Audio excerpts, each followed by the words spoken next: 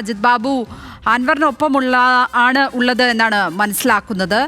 അജിത്ത്, എവിടെയാണിപ്പോൾ? എന്തൊക്കെയാണ് അവിടെ നിന്നുള്ള വിവരങ്ങൾ? അൻവർ ഇപ്പോൾ കരുളായിലാണുള്ളത്.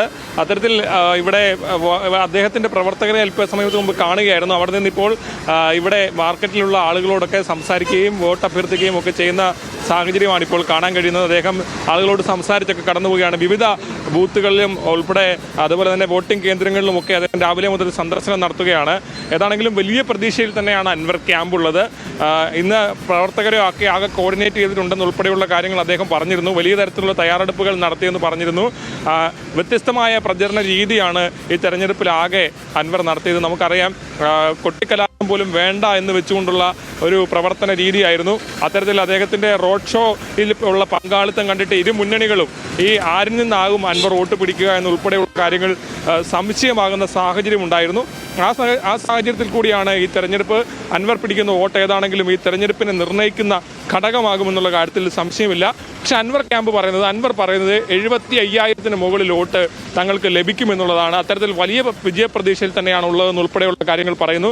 അതിന് മുതൽ വിവിധ സ്ഥലങ്ങൾ, വിവിധ ബൂത്തുകൾ, അതോടൊപ്പം തന്നെ വോട്ടിംഗ് കേന്ദ്രങ്ങൾ സന്ദർശിക്കുകയാണ് അദ്ദേഹം. മാത്രമല്ല നേരിട്ട് കണ്ട് ഇപ്പോൾ ആളുകളോട് വോട്ട് അഭ്യർത്ഥിക്കുക ഉൾപ്പെടെയുള്ള കാര്യങ്ങളാണ് ചെയ്യുന്നത്.